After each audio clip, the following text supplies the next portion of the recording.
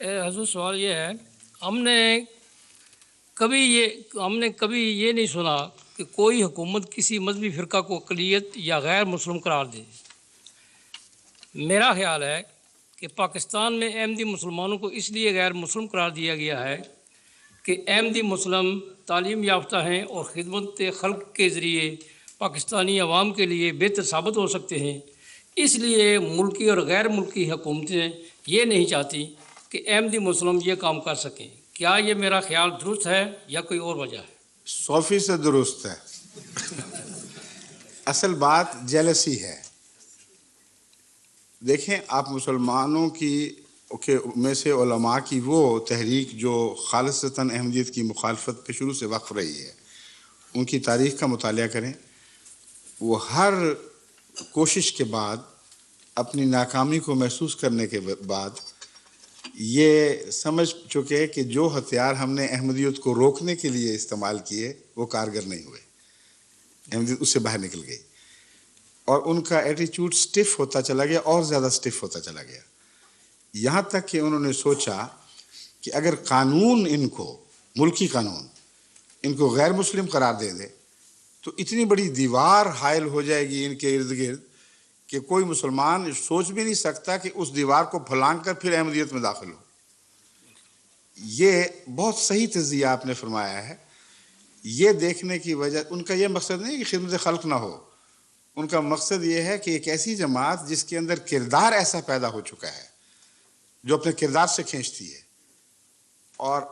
کوئی حل ہمارے پاس نہیں ہے اس کی جو نشو و نما ہے اس کو روک سکیں۔ اس پر وہ دیواریں کھڑی کرتے رہے، پہلے چھوٹی پھر اور بڑی، پھر انہوں نے دیوار یہ بنائی کہ غیر مسلم قرار دے دو، وہ بھی فیصلہ ہو گیا۔ جب غیر مسلم قرار دینے کا فیصلہ ہوا تو یہ بھٹو صاحب کے دور میں 84 کی بات ہے، 74 کی بات ہے۔ 74 سے لے کر جو بعد کے 10 سال آئے ہیں، انہوں نے احمدیت کی رفتار کو تیز تر ہوتے ہوئے دیکھا ہے، یہاں تک کہ وہ جب 84 میں فیصلہ ہو رہا تھا حکومت کی طرف سے، یعنی کارروائیاں مکمل ہو رہی تھیں، تو اپریل کے آخری دنوں میں میں اسلام آباد تھا اور مجھے بھنک پڑ چکی تھی کہ کچھ ہونے والا ہے، تو میں وہاں پہنچا ہوا تھا معلوم کرنے کے لیے قریب سے کہ آخر یہ کیا کھچڑی پک رہی ہے۔ اس وقت حکومت کے لیے مسئلہ یہ تھا کہ میری مجلس سوال و جواب میں آنے کے لیے پشاور تک سے ٹرک اور بسیں بھر بھر کے آ رہی تھیں، اور اسلام آباد سے دور دور تک 100 200 میل سے لوگ یہ پتہ کر کے کہ امام جماعت احمدیہ وہاں پہنچا ہوا ہے اور اس کی مجلس میں ہر ایک کو کھلا سوال کرنے کی اجازت ہے، علماء بھی آ رہے تھے اور دوسرے بھی آ رہے تھے۔ اب یہ بات آن ریکارڈ ہے کہ حکومت نے دفعہ 144 لگا کر ان لوگوں کے رستے روکے اور کہا کہ ان کو یہاں پہنچنے کی اجازت نہیں ہے۔ اگر ہم باطل تھے تو ان کو چاہیے تھا کہ علماء بیچ میں داخل کرتے اور وہ کھلے سوال کر کے اس مجلس میں جس میں پابند تھا سب کو جواب دینے کا، اس میں ہمیں جھوٹا ثابت کرتے۔ یہ آن ریکارڈ بات ہے، یہ تو حکومت کے جو ریکارڈ ہیں ان کو کوئی اب تبدیل نہیں کر سکتا، یہ تاریخ کا حصہ بن چکے ہیں۔ جو اٹک پہ پوسٹ تھی برج پہ،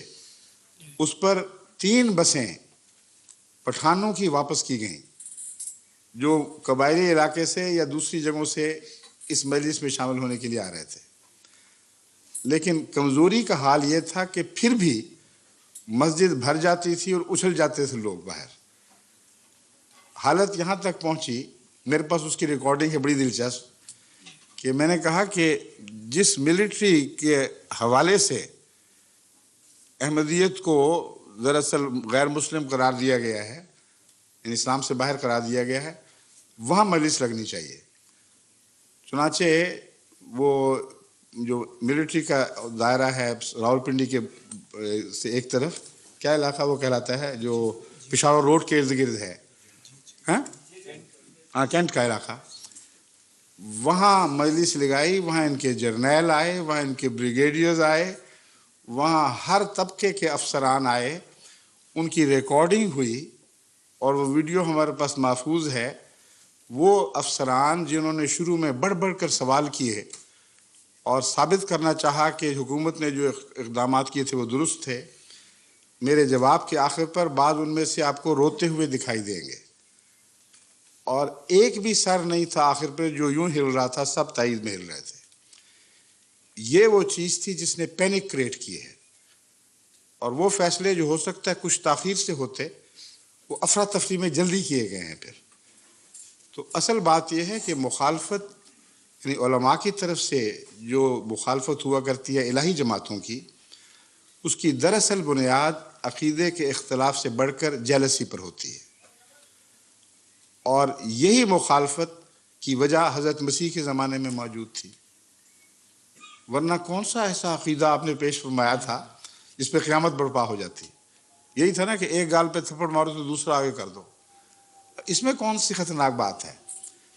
مگر اس وقت کے علماء جانتے تھے کہ یہ انقلابی بات ہے،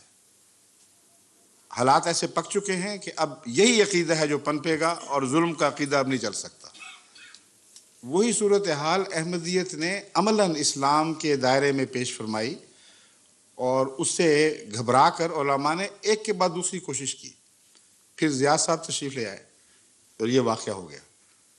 کہ ان کو اسلام مسلمان کہلانے کی اجازت نہیں، کلمہ پڑھنے کی اجازت نہیں، مسلمانوں کی طرح چلنے پھرنے کی اجازت نہیں ہے،